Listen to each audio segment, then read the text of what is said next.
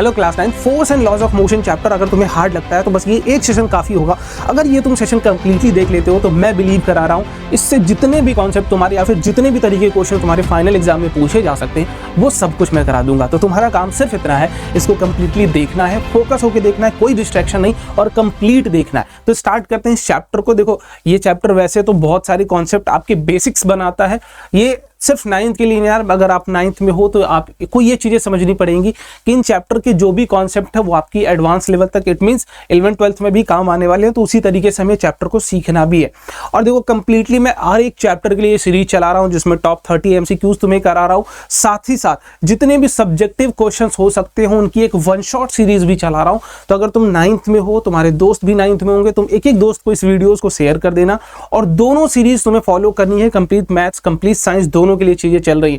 तो आपकी complete MCQs की भी प्रैक्टिस हो जा रही है चैप्टर वाइज, और साथ ही साथ कंप्लीट क्वेश्चंस जो सब्जेक्टिव हो सकते हैं या फिर लॉन्ग आंसर टाइप हो सकते हैं वो सारे यहां पर करा दिए जा रहे हैं। तो कंप्लीट चैप्टर की अलग से पढ़ने की जरूरत नहीं, सिर्फ प्रैक्टिस सेशन अगर तुम्हें फॉलो करना है तो ये दोनों सेशंस तुम फॉलो कर सकते हो। देखो इस कंप्लीट चैप्टर के लिए अगर मैं बताऊं तो सबसे पहले अगर आप देखेंगे इंपॉर्टेंट टॉपिक्स मैं यहां पर लिख देता हूं, वो लास्ट में हम जैसे आएंगे यहां पर मैं लिखूंगा कि ये इंपॉर्टेंट टॉपिक्स कौन कौन से हैं जो तुम्हें फॉलो करने हैं। बट उसके लिए पहला काम तुम्हें ये करना है, पूरा लेक्चर तुम्हें फॉलो करना पड़ेगा, सारी चीजें हम एकदम लास्ट में लिखेंगे। तो स्टार्ट करते हैं क्वेश्चन नंबर 1 से। ज्यादा टाइम में वेस्ट नहीं करूंगा तुम्हारा। अब देखो जितने भी कॉन्सेप्ट होंगे मैं कोशिश ये करूंगा एक्सप्लेन भी करता चलूं। बाकी इसकी अगर कंप्लीट PDF चाहिए तो ये टेलीग्राम ग्रुप ज्वाइन कर लेना @rankasboards, या फिर तुम्हें लिंक डिस्क्रिप्शन बॉक्स मिल जाएगा, वहां से इसकी complete free hand written PDF तुम्हें मिल जाएगी। तो उसको एक बार फिर से रीप्रैक्टिस कर लोगे तो तुम्हारे कंप्लीट चैप्टर एकदम प्रिपेयर हो जाएगा। ठीक है, देखो क्वेश्चन क्या है, दो ऑब्जेक्ट है, मास 2 kg and 4 kg have equal momentum. देखो पहले तो यहाँ पर हम लोग थोड़ा सा समझ लेते हैं कि व्हाट इज भैया मोमेंटम, मोमेंटम होता क्या है, मोमेंटम क्या होता है। देखो तुम्हारे स्कूल में मुझे पता है कि सिर्फ एक ही चीज बताई गई होगी, it is the product of mass and velocity, बस इतना, उससे कोई फील तुम्हें आया नहीं होगा। मैं भी बोल सकता हूँ कि मोमेंटम क्या होता है भैया, मोमेंटम P होता है, it is what, it is product of mass and velocity of object, this is what momentum is. ठीक, यही आप समझते होंगे।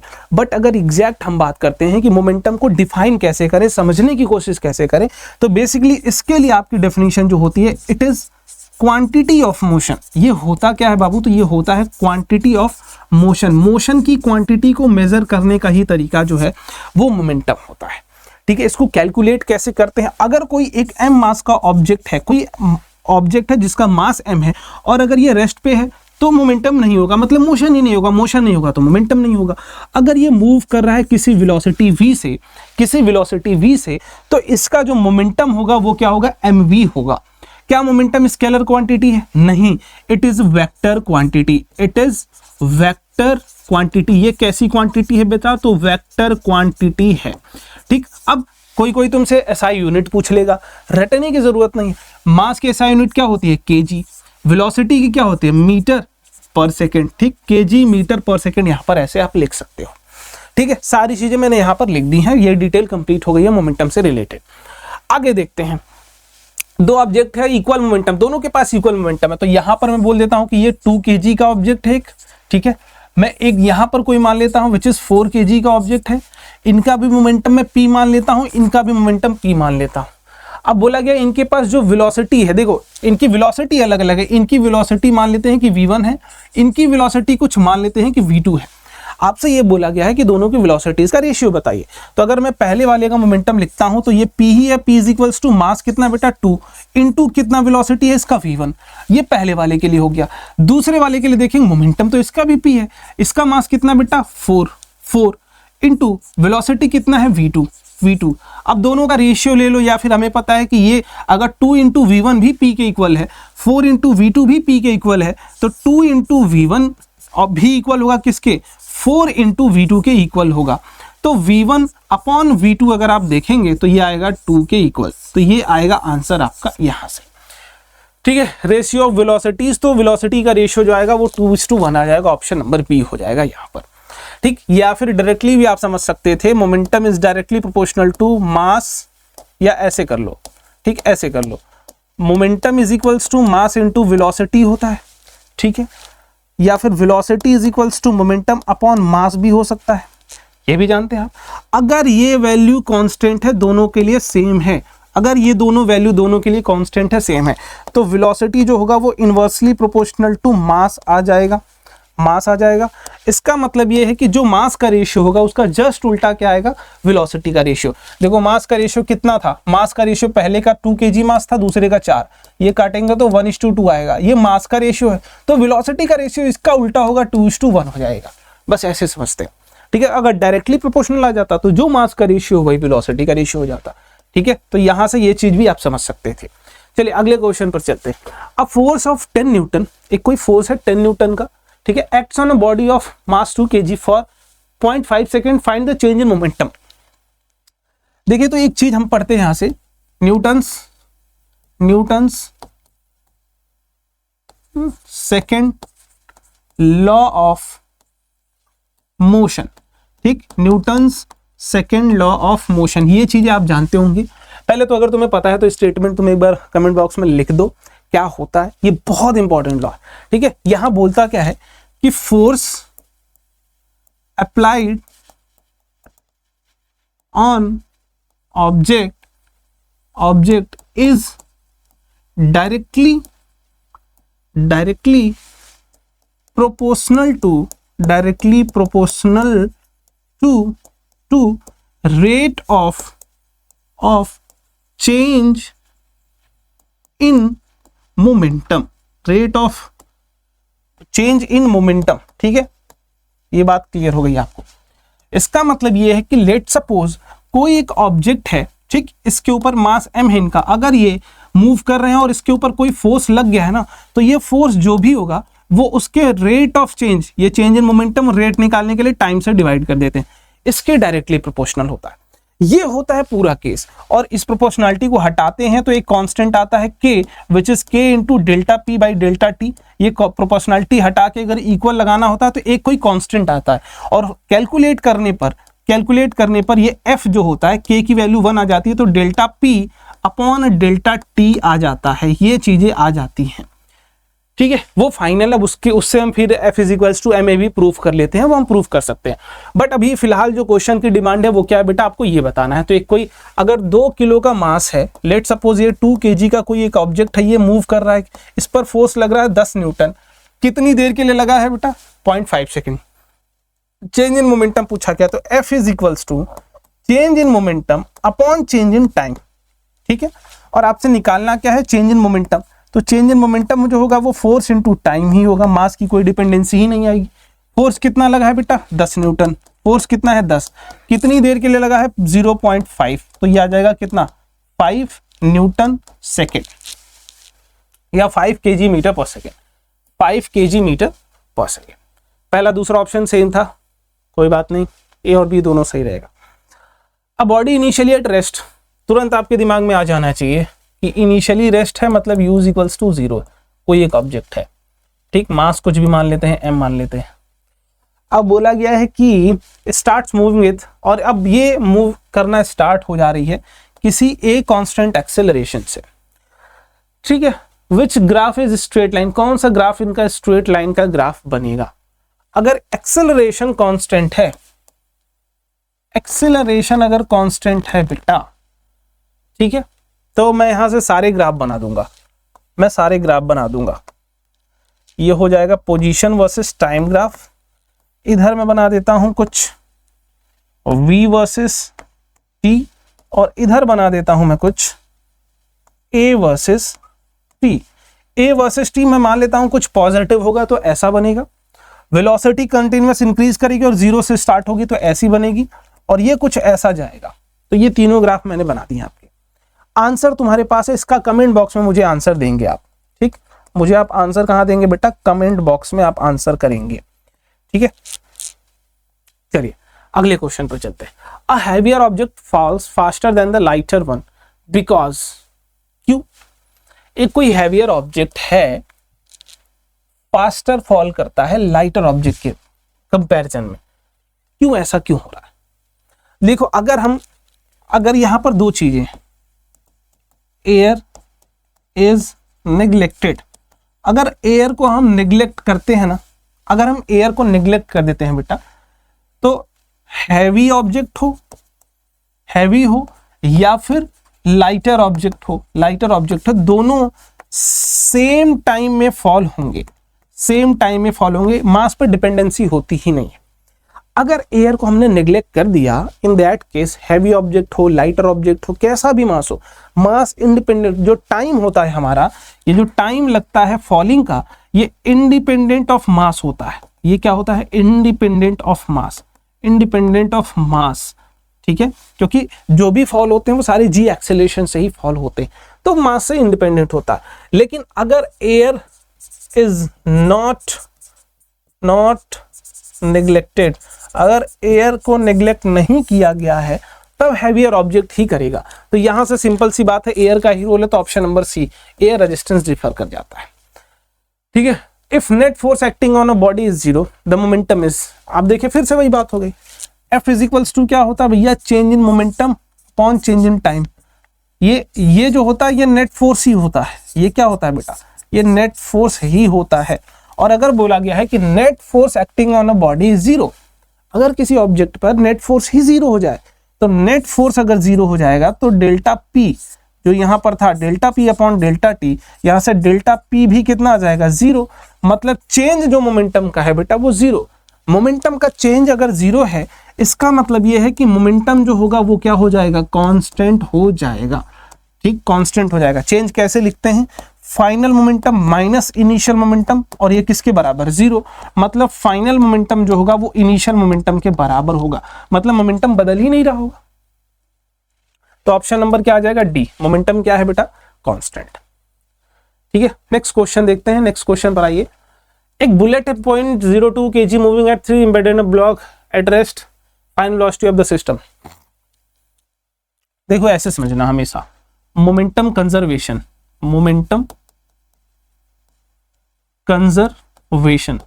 ये एक टॉपिक आपने पढ़ा होगा कि जब भी किसी सिस्टम पर F external, net external force अगर जीरो है, तो उस सिस्टम का मोमेंटम कंजर्व होता है। सिस्टम का मतलब जैसे बुलेट और ब्लॉक है यहाँ पे, ठीक, ऐसा समझो, ये एक कोई बुलेट है, ठीक, ये कोई बुलेट है, यहाँ एक कोई ब्लॉक है, ये एक ब्लॉक है।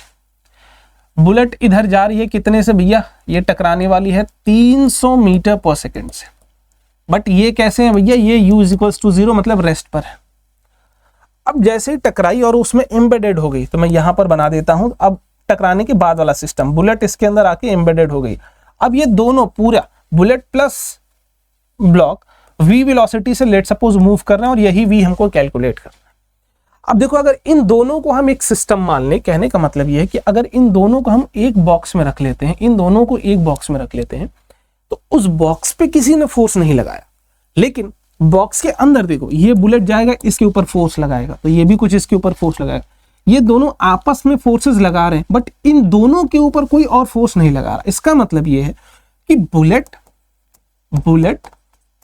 प्लस ब्लॉक को अगर एक ही मान लेते, हम एक ही सिस्टम मान लेते, तो इनके ऊपर कोई दूसरा आके फोर्स नहीं लगा रहा है, तो इन दोनों का जो मोमेंटम होगा वो कंजर्व होगा। ठीक है, तो कंजर्व होने का मतलब कहीं भी, किसी भी दो जगह पे, मैं कहीं भी दो पर्टिकुलर टाइम पे देखूंगा, तो मुझे इन दोनों का मोमेंटम जो पहले वाले केस में मिला था वही दूसरे वाले केस में मिलेगा। तो ये टकराने से पहले या टकराने के बाद या टकराने के बहुत देर बाद या जस्ट टकराते ही टाइम, कभी भी तुम देखोगे तो मोमेंटम हर टाइम पे बराबर तुम्हें मिल रहा होगा। तो वही चीज यहां पर हमें करनी है, तो हमें सिर्फ एक बार करना है बिफोर कोलिजन। अगर बुलेट का मास देखें तो ये कितना था बेटा? बुलेट का मोमेंटम कितना होगा? 0.02 ये होगा बुलेट का मास। कितनी वेलोसिटी से मूव कर रहा है? 300 प्लस ये तो हो गया किसका? बुलेट का, प्लस इनका इसका। अब ब्लॉक का मास कितना है? 1.98, लेकिन ये कितनी वेलोसिटी से मूव कर रहा है? 0, तो इसका मोमेंटम ये टकराने से पहले ये इक्वल होना चाहिए टकराने के बाद। टकराने के बाद देखो, अगर इन दोनों को देखें तो ब्लॉक भी जा रहा होगा v वेलोसिटी से और बुलेट भी जा रहा होगा v वेलोसिटी से। तो दोनों का अगर ऐसे भी लिख सकते हो, क्या लिखेंगे? 0.02 इंटू v, ये हो गया किसका? बुलेट का, प्लस ब्लॉक का देखो 1.98 इंटू v, ये भी आएगा। ठीक है, ठीक है, कोई दिक्कत? अब इसी को हम यहां पर थोड़ा सा सॉल्व कर लेते हैं। यहां पर मैं सॉल्व कर देता हूं। तो ऊपर अगर आप देखेंगे तो ये आएगा 6 ये हो जाएगा 0, तो 6 + 0 आ जाएगा इक्वल्स, यहां देखिए अगर मैं v यहां भी ले लूं, v कॉमन ले लेता हूं, तो ये बचेगा 0.02 प्लस 1.98 ये बचेगा, और इन दोनों को ऐड करोगे तो 2 आ जाएगा, तो इधर आ जाएगा 6 और इधर आ जाएगा v इंटू 2 से ये कटेगा 3, तो v इज इक्वल्स टू कितना आ जाएगा 3 मीटर पर सेकेंड। ये बस यही करना है, मोमेंटम कंजर्वेशन यही होता है। तो ऑप्शन नंबर कौन सा हो जाएगा ए। ठीक है, कोई दिक्कत नहीं। The third law of the motion is consequences of, third law of motion किसका कॉन्सिक्वेंसेज है, तो बेटा ये सी, कंजर्वेशन ऑफ मोमेंटम। ठीक है, जितना फोर्स उधर लगेगा उतना ही फोर्स इधर लगेगा। When a person jumps from a boat to a shore to the shore, the boat moves backward due to conservation of momentum. ये याद रखिएगा, मोमेंटम को कंजर्व करने के लिए, क्योंकि पहले जब बोट पे था तो जितना मोमेंटम था टकराने के बाद उन दोनों का मिला के मोमेंटम सेम होना चाहिए, तो कंजर्वेशन मोमेंटम को बराबर करने के लिए। Force produces acceleration in body, acceleration produced is,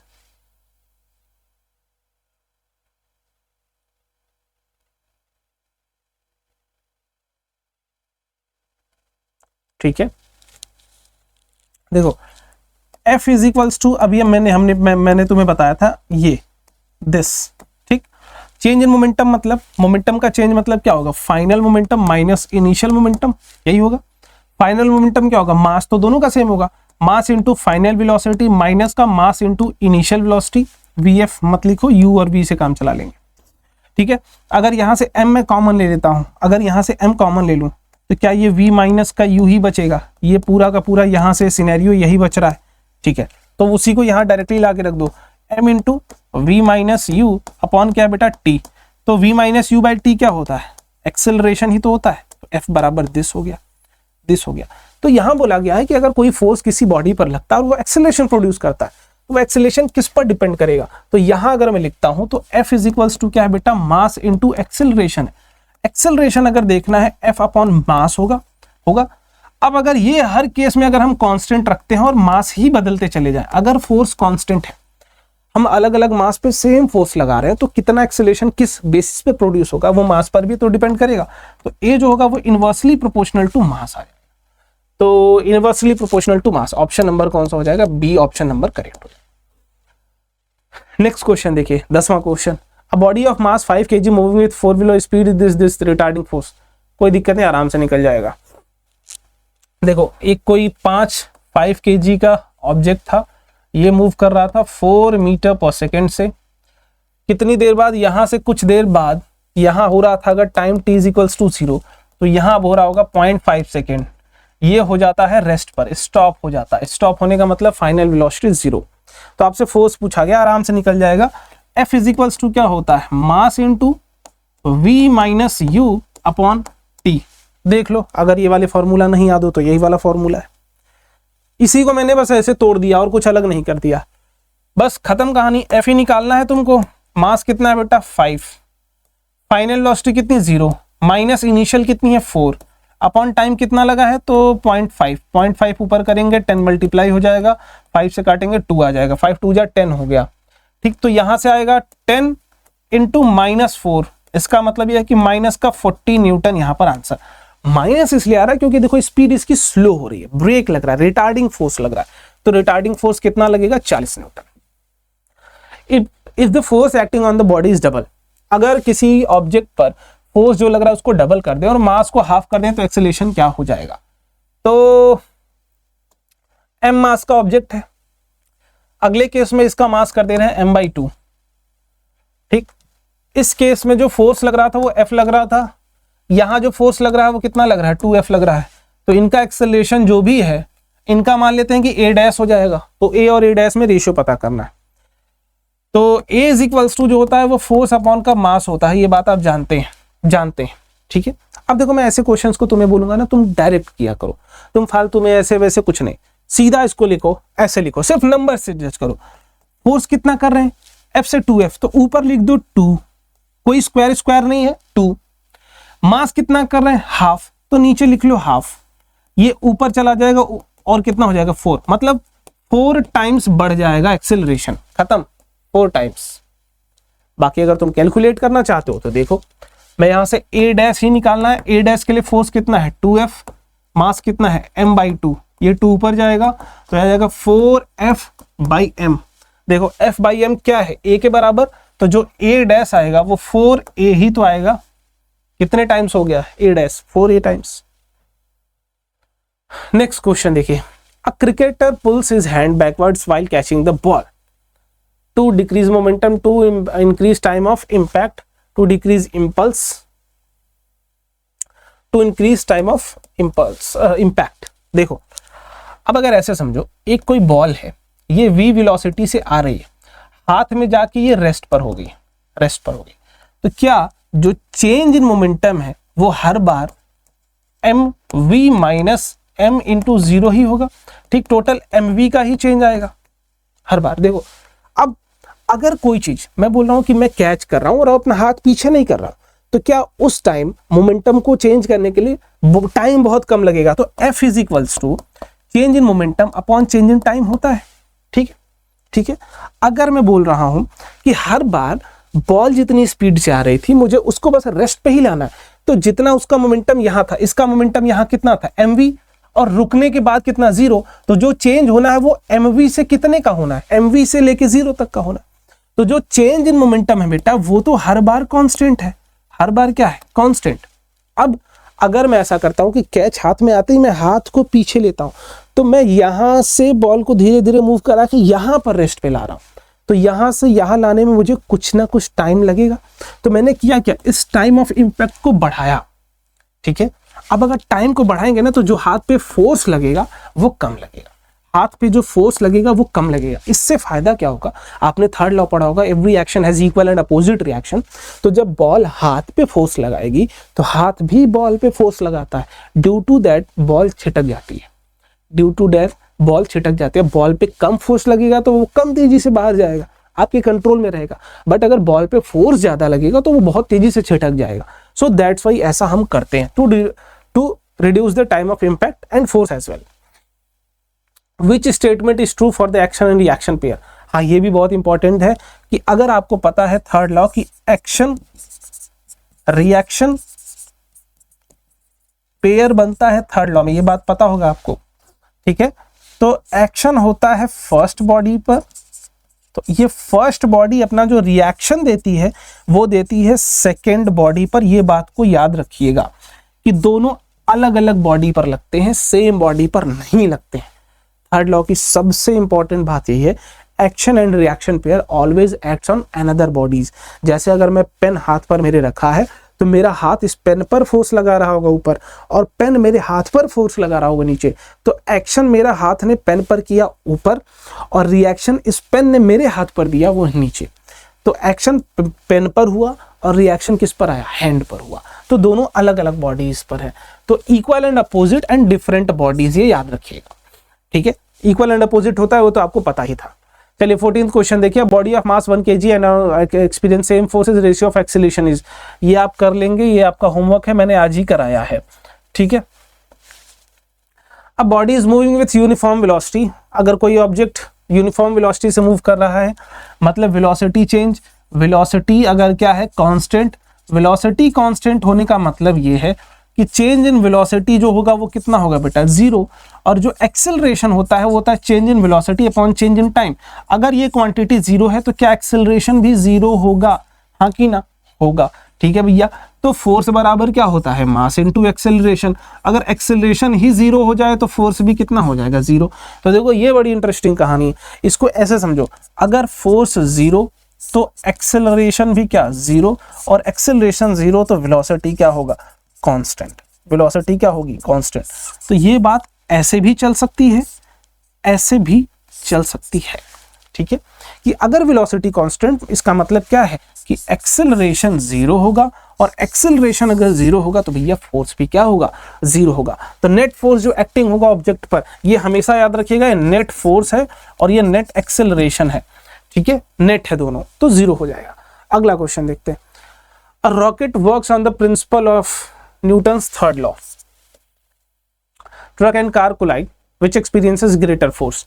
truck and car अगर कोलाइड होंगे तो कौन सा ज्यादा फोर्स एक्सपीरियंस होगा। मानोगे नहीं बट होता है। जब ट्रक और कार दोनों कोलाइड करेंगे तो दोनों सेम इक्वल फोर्स लगाएंगे। तो ये लेट सपोज मेरे पास ये मेरी कार है, ठीक है, टूटेगी भी, कुछ देर में टूट जाएगी, और ये बड़ी सी खूब बड़ी सी ट्रक है। तुम मानोगे नहीं, ये जितने फोर्स से इधर इससे टकराएगा उतने ही फोर्स से इधर टकराएगा, क्योंकि इन दोनों का मिला के मोमेंटम कंजर्व रहेगा। ठीक है, अब नो डाउट ये छोटी है बड़ी है तो डैमेज इसमें ज्यादा होगा, बट दोनों फोर्स एक दूसरे के ऊपर इक्वल ही लगाते हैं, क्योंकि दोनों का चेंज इन मोमेंटम और टाइम बराबर आता है। ठीक है, तो बोथ द सेम आ जाएगा। A body has momentum but zero kinetic energy, possible है क्या? देखो, मोमेंटम होता है मास इनटू वेलोसिटी, ठीक। काइनेटिक एनर्जी क्या होता है बेटा? हाफ मास इनटू वेलोसिटी का स्क्वायर। बोला गया है कि किसी ऑब्जेक्ट के पास मोमेंटम है, मोमेंटम होता ही मास और वेलोसिटी, मास तो सबका होता है, अगर वेलोसिटी होगा तभी मोमेंटम होगा, ठीक। बट जीरो काइनेटिक एनर्जी, ये भी तो मास और वेलोसिटी ही है, बस अलग रेशियो में, तो ये पॉसिबल नहीं है, तो never possible, option number C. अब इन दोनों के बीच का रिलेशन देख लो, काइनेटिक एनर्जी जो होता है वो इक्वल्स टू होता है पी स्क्वायर, मोमेंटम का स्क्वायर अपॉन 2m, ये पहला रिलेशन है दोनों के बीच का। और अगर मोमेंटम निकालना हो तो ये होता है अंडर रूट 2m/ke, ठीक, ये दूसरा रिलेशन होता है। तो अगर मोमेंटम काइनेटिक एनर्जी को जीरो कर दोगे तो मोमेंटम जीरो हो जाएगा, 100% है। तो ये दोनों रिलेशन भी याद रख लेना। Which quantity remains conserved in the absence of external force, अगर एक्सटर्नल फोर्स हट जाए तो कौन सी क्वांटिटी कंजर्व रहेगी? मोमेंटम कंजर्व रहेगा। F is equals to delta P by delta T, अगर डेल्टा F जीरो हो जाएगा तो डेल्टा पी जीरो हो जाएगा, मतलब मोमेंटम कंजर्व रहेगा। If time of impact is increase force during collision, अगर टाइम ऑफ इंपैक्ट को हम बढ़ा देते हैं तो फोर्स जब कोलिजन में होता है वो घट जाता है, तो ऑप्शन नंबर बी अभी मैंने बताया था। A body moves in a straight line with constant speed. Which quantity must be zero? यहाँ एक चीज आप समझ लीजिए, कांस्टेंट स्पीड का मतलब एक्सेलेरेशन जीरो, एक्सेलेरेशन जीरो का मतलब फोर्स जीरो। तो वेलोसिटी तो जीरो है नहीं, नेट फोर्स भी जीरो हो सकता है, नेट फोर्स जीरो हो सकता है, एक्सेलरेशन जीरो हो सकता है, बिल्कुल एक्सेलरेशन भी जीरो हो सकता है। बट अभी इसके लिए ये चीज हटा दो, नेट फोर्स जीरो मान लेना, ठीक है। A force acts on a body but produces no acceleration, किसी बॉडी पर फोर्स तो लग रहा है बट वो एक्सेलरेशन नहीं प्रोड्यूस कर रहा है, मतलब जो फोर्सेस होंगे वो क्या होंगे? बैलेंस्ड होंगे बेटा, क्या होंगे? बैलेंस्ड होंगे, नेट फोर्स नहीं होगा। जैसे यहां पर मैं बात कर रहा हूं, इस पर देखो एक F1 फोर्स लग रहा है, इधर से एक F2 फोर्स लग रहा है, बट नेट फोर्स जो है वो जीरो के बराबर है, F नेट। कहने का मतलब क्या होगा? F1 जो होगा वो F2 के बराबर होगा मैग्नीट्यूड में। फोर्सेस तो लग रहे हैं लेकिन नेट फोर्स जीरो है, ठीक है। Slope of momentum time graph force देता है, याद रख लेना, इसको याद रख लो। स्लोप का मतलब होता है जिन जिन बातों की उन दोनों का रेशियो, इन दोनों का रेशियो क्या देता है? फोर्स ही तो आता है।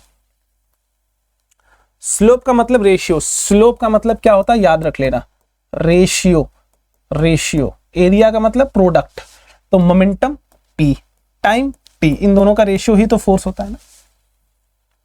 Greater the mass of the body greater will be it's inertia. Inertia जो होता है हमारा किसी भी ऑब्जेक्ट की टेंडेंसी उसी स्टेट ऑफ मोशन में रहने की, वो डायरेक्टली प्रोपोर्शनल टू मास होता है। तो जिसका मास ज्यादा होगा उसका इनर्शिया भी क्या होगा? ज्यादा होगा। A body thrown upward returns to the ground due to gravitational force. Impulse equals to, हाँ ये फॉर्मूला आपको याद होना चाहिए, इंपल्स,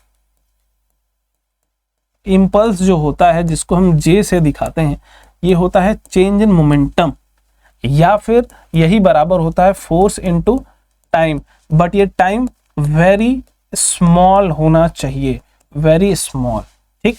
यहां से आपको याद हो जाएगा ये फॉर्मूला, ठीक है। इंपल्स कुछ और नहीं होता, चेंज इन मोमेंटम ही होता है, बट वेरी क्विक टाइम, ठीक। Change in momentum in very very smaller time, ठीक। मोमेंटम का चेंज बहुत बहुत छोटे टाइम, ठीक है। तो चेंज इन मोमेंटम होता है।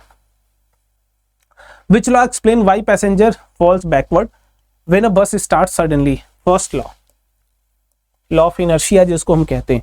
जैसे एक बस थी, ठीक, इसमें लोग बैठे थे, ये पहले इनिशियली रेस्ट पे थी, तो ये आदमी जो बैठा ना वो भी रेस्ट पे रहने की टेंडेंसी रखता है। अब हुआ क्या, अचानक से बस आगे चली, तो इस आदमी पर बस ने फोर्स कहाँ लगाया, आगे आगे, बट ये रहना चाहता था अपनी ही जगह पर। तो इस फोर्स को अपोज करने के लिए ये आदमी जाता कहाँ है, मूव बैकवर्ड, ये पीछे जाता है कि भैया मैं तुम्हारे फोर्स को अपोज करूंगा क्योंकि मेरे पास है इनर्शिया, मेरे पास क्या है, इनर्शिया। तो आप बस ने उसके ऊपर फोर्स लगाया आगे कि तुम मेरे साथ चलो, लेकिन उसने उसको अपोज करने के लिए खुद को कहाँ कर लिया, पीछे। वही ब्रेक के साथ होता है, ब्रेक, कि जब ये ऑब्जेक्ट, ये बस थी और ये बस मूविंग थी, कितनी स्पीड से भैया, v से, तो ये आदमी भी v से आगे ही जा रहा था, तो इसके पास v स्पीड से आगे जाने की इनर्शिया थी, ठीक। अब जैसे ही ब्रेक लगा तो इस बस के ऊपर फोर्स लगा पीछे, तो इसने मैन के ऊपर फोर्स लगाया पीछे। तो इस फोर्स को अपोज करने के लिए मैन कहाँ मूव करता है, आगे की तरफ मूव करता है। समझ में आई बात, ब्रेक लगती है तो हम क्यों आगे जाते हैं, और जब गाड़ी अचानक से चलना स्टार्ट करे तब हम पीछे क्यों जाते हैं। तो ये फर्स्ट लॉ बताता है। If external force acting on a system is zero, total momentum of system is remain constant. अभी कितनी बार आई थिंक हो चुका है, 2-3 बार आज ही हो चुका है। Body moving with constant speed in a circle, अगर एक कोई ऑब्जेक्ट है ये कांस्टेंट स्पीड से मूव कर रहा है, तो यहां पर देखेंगे ऐसा, इधर देखेंगे तो ऐसा, इधर देखेंगे तो ऐसा, इधर देखेंगे तो ऐसा। सर्कल में किसी भी पॉइंट पर अगर बॉडी की डायरेक्शन निकालनी हो तो वो टेंजेंशियल होती है, तो वेलोसिटी की डायरेक्शन हर जगह बदल रही है। तो देखो वेलोसिटी जो होती है बाबू, ये आपको पता होना चाहिए वेक्टर क्वांटिटी होती है, ये मैग्नीट्यूड पे तो डिपेंड करती ही करती है, मैग्नीट्यूड पे तो डिपेंड करती ही करती है, साथ ही साथ अगर डायरेक्शन बदला ना तब भी ये बदल जाती है। तो अगर आप यहाँ पर स्पीड देखेंगे तो भैया स्पीड हर जगह v है, लेकिन वेलोसिटी देखेंगे तो यहाँ ऊपर की तरफ है, यहाँ हॉरिजॉन्टल में है, यहाँ वर्टिकल है, यहाँ हॉरिजॉन्टल, डायरेक्शन बदल रही है। मतलब वेलोसिटी इज चेंजिंग, वेलोसिटी क्या हो रही है, चेंज हो रही है, changing due to change in direction, due to change in direction. तो यहां पर आप क्या बोलेंगे, चेंज इन वेलोसिटी। चलिए भैया एक प्यारा सा थैंक यू। अब बात रही टॉपिक्स की कि कौन कौन से टॉपिक्स हमें कर लेने चाहिए, तो ये टॉपिक्स यहां पर मैं लिख देता हूं। सबसे पहली जो इंपॉर्टेंट पूरे चैप्टर का कोर है वो क्या है भैया, सेकंड लॉ ऑफ मोशन, ये बहुत इंपॉर्टेंट है। और इसको समझने के लिए आपको समझना होगा मोमेंटम, ठीक है, मोमेंटम ये समझ लीजिएगा। मोमेंटम से रिलेटेड हर चीज है, इसकी कंजर्वेशन या हर एक चीज। और यहाँ पर तीसरा सबसे इंपॉर्टेंट है वो है इनर्शिया, ठीक, इसके ऊपर 1-2 क्वेश्चन तो आना ही आना, इनर्शिया, ठीक है। मोमेंटम एंड इंपल्स लिख लो यहाँ पर बेटा, ठीक, इंपल्स हो सकता है क्वेश्चन इससे आ जाए। बस इतना अगर कर लोगे तुम्हारे पूरे कंप्लीट चैप्टर का कोर है ये। बाकी तो जो मैंने करा दिए हैं आज, ये बहुत इंपॉर्टेंट सारे क्वेश्चन जो यहाँ पर तुम देख रहे हो, ये सारे बहुत इंपॉर्टेंट है तुम्हारे लिए। एक एक टॉपिक जो पूरे चैप्टर का कोर है वो सब कुछ इसमें आ जाता है। बाकी अगर तुम्हें कंप्लीट इसकी पीडीएफ चाहिए तो ये टेलीग्राम ग्रुप बता दे रहा हूँ मैं, ये टेलीग्राम ग्रुप ज्वाइन कर लेना, इसमें तुम्हें कंप्लीट पीडीएफ मिल जाएगी @rankersboards, ठीक है। आई होप सारी चीज़ें तुम्हें समझ में आ गई होंगी। और कोई भी तुम्हारे मन में डाउट होगा क्वेश्चन से रिलेटेड या फिर कोई भी आंसर तुम्हें नहीं समझ में आया होगा, एक बार कमेंट बॉक्स में बता देना, मैं वहीं पर तुम्हें चीज़ समझा दूंगा। बाकी मिलते हैं अगली वीडियो में, बाय बाय, जय हिंद।